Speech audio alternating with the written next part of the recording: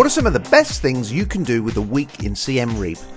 Our 8 nights across New Year felt like the perfect amount of time to hang around. Siem Reap's got enough cultural sites and experiences to last you months, if not years, but for those who like to keep things diverse and varied, or are travelling as a family and keeping it fun for a wide age group like us, there's also great places for entertainment, pampering, amazing food, general relaxation and chill time. Siem Reap is a super friendly, clean, smiley and safe feeling town. It's really easy to navigate with transport like the tuk-tuks always on hand. It's also a super easy destination to organise your trip yourself. Just book your flights, jump online and find some great accommodation options. When you arrive, even the airport is beautiful and a great first impression. Jump online and do all of the visa details before you get to Cambodia, and your trip through the airport will be way quicker, but you can organise your visa on arrival if you need to. For accommodation, we stayed at Chateau d'Angkor Le Résidence. It's an awesome spot with really nice big rooms and a fantastic pool, if not a little bit cold. In hot towns, we always try to find a place with a pool, as it ends up being the entertainment for hours most days and a great way to cool off after some serious walking.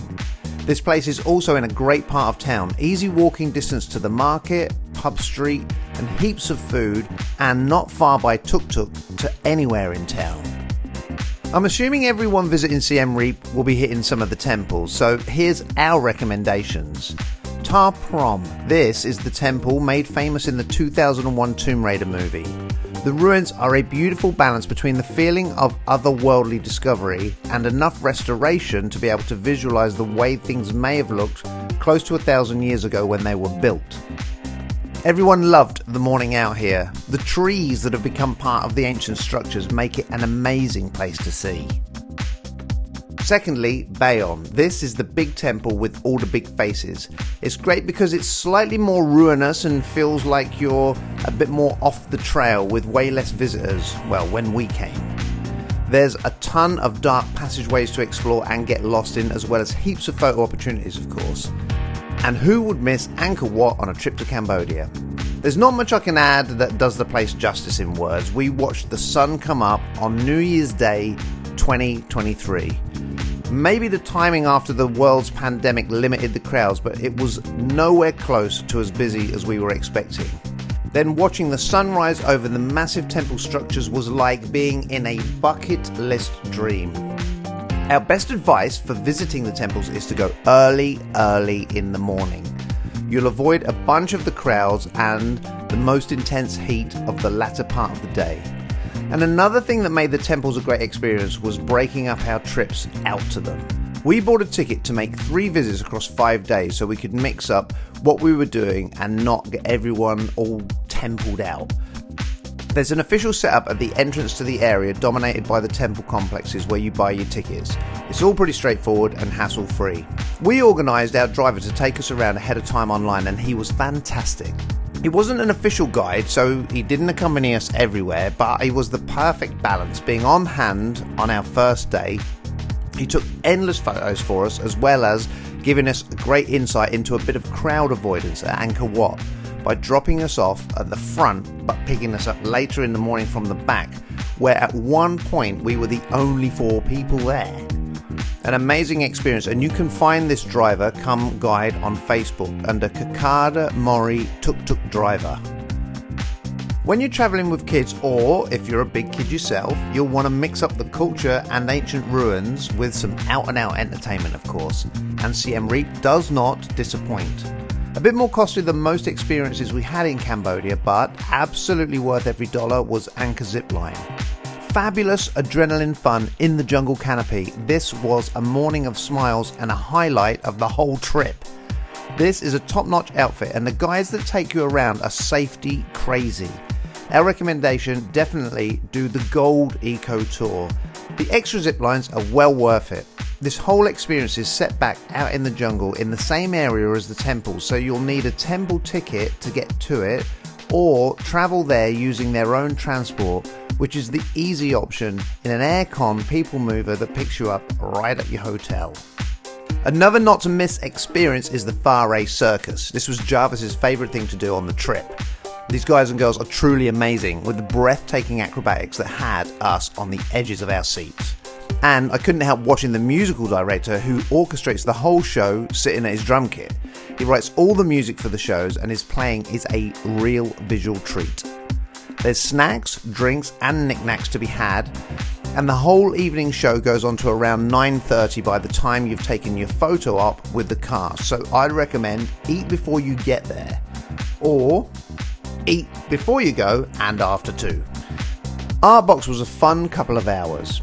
It's a 3D trick art museum, which means it has some amazing 2D artwork made to look 3D, and all of your photo ops make everything come to life. Grab a photo of you riding the big wave or uncovering the Pharaoh's treasures. It's a good giggle, and when we went, again, it was super quiet, so a very chilled out morning. It's about a 10-minute tuk-tuk ride from town. Also out that way is the War Remnant Museum. I wasn't so sure about what was going on here, to be fair. I think if you're a war history buff, you'll love it. It's a smallish collection of old war machines, from helicopters and planes to small arms and mines.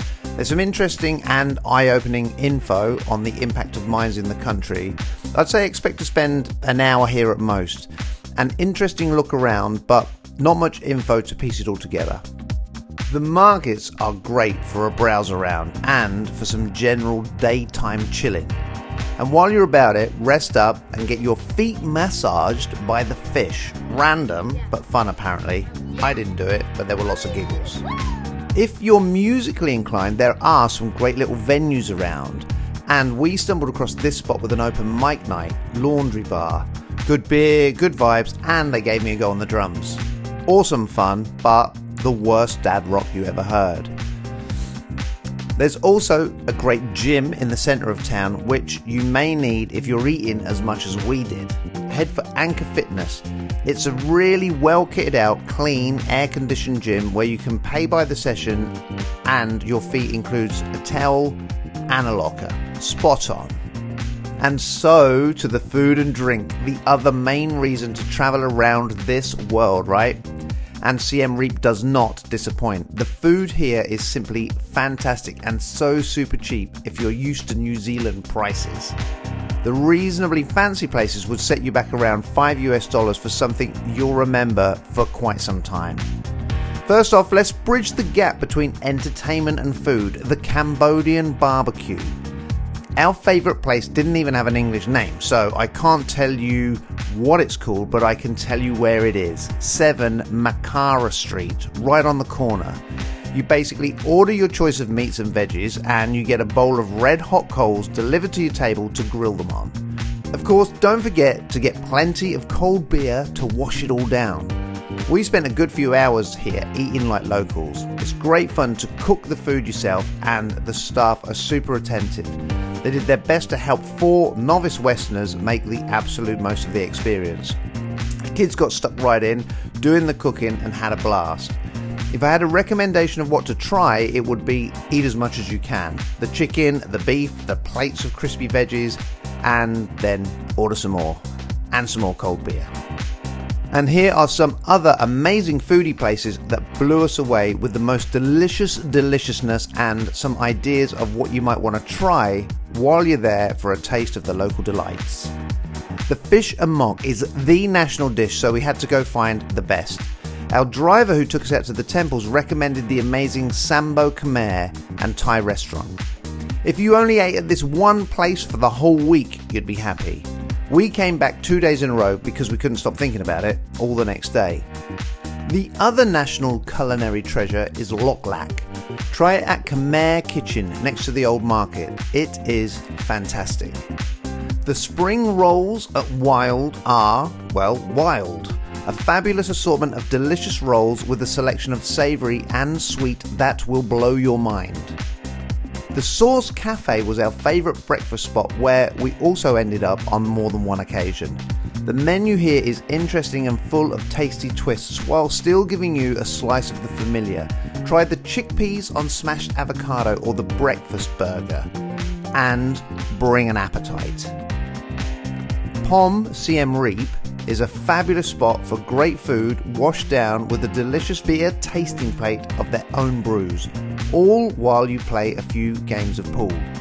And for a couple of spots for a little or a lot of sweetness, try the pancakes and little cake treats at Bayonne Pastry Cafe and School. This place is also a project helping women from challenging backgrounds train up and find a new path in life. And from the food they're serving up, we'd say training complete. So then, for a final touch of extreme sugar and decadence, grab a tub of ice cream rolls on Pub Street. The kids went mad for them, and then mad on sugar. All in all, Siem Reap headed straight into the top of the list for favourite places ever visited. If you're still thinking about it, should we go, should we not go, just do it, you'll love it. And in the meantime, check out more fun places and travel ideas on our web blog, 8brighteyes.com. Thanks for joining us, you crazy cats.